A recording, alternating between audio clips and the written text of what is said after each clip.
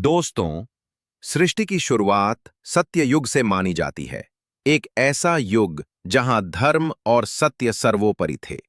लेकिन समय के साथ अधर्म का विस्तार होने लगा और एक ऐसा समय आया जब संपूर्ण सृष्टि पर प्रलय छा जाने वाला था। उसी समय राजा सत्यव्रत, जो एक धर्मात्मा और तपस्वी राजा थे, एक दिन नदी में स्नान कर रहे थे। जब वे अंजलि में जल भरने लगे, तभी उनके हाथों में एक छोटी सी मछली आ गई। राजा ने उसे नदी में वापस छोड़ना चाहा, पर मछली बोली, राजन, मुझे बचाइए, बड़े जीव मुझे खा जाएंगे।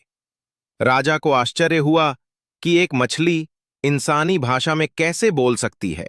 फिर भी उन्होंने दया दिखाते हुए उसे अपने कमंडल में रख लिया। लेकिन अगली सुबह देखा, वो मछली पहले से कई गुना बड़ी हो चुकी थी।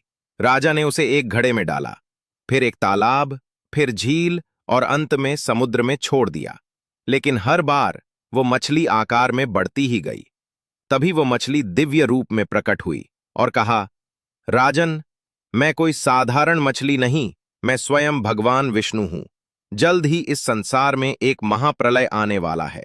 चारों ओर जल ही जल होगा। सभी जीव, वनस्पतियां और सारा ज्ञान सब डूब जाएगा। भगवान ने राजा को आदेश दिया, तुम एक विशाल नौका बनवाओ। उसमें सभी सप्तर्षियों, संपूर्ण वनस्पतियों और जीवों के बीज और वेदों का ज्ञान सुरक्षित रखो। जब प्रलय आएगा, मैं स्वयं मत्स्य अवतार में आकर उस नौका की रक्षा करूंगा। राजा ने वैसा ही किया। कुछ ही समय बाद घनघोर बादल छा गए, वर्षा होने लगी, पृथ्वी जलमग्न हो गई, पर्वत डूब गए और संसार प्रलय में डूब गया। उसी समय भगवान विष्णु ने एक विशाल मत्स्य का रूप धारण किया। सिर पर एक मजबूत सींग था। राजा सत्यव्रत ने नौका को उस सींग से बांध दिया।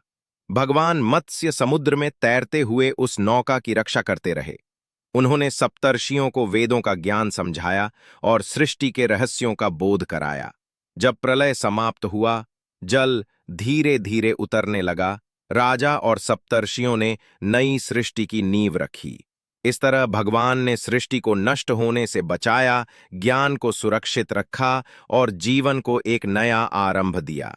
यही था भगवान विष्णु का पहला अवतार, मत्स्य अवतार, जहां उन्होंने मछली का रूप लेकर संसार की रक्षा की। ये अवतार हमें सिखाता है, जब अधर्म बढ़ता है तब भगवान स्वयं अवतरित होते हैं, जीवन को बचाने और सत्य को पुनः स्थापित करने।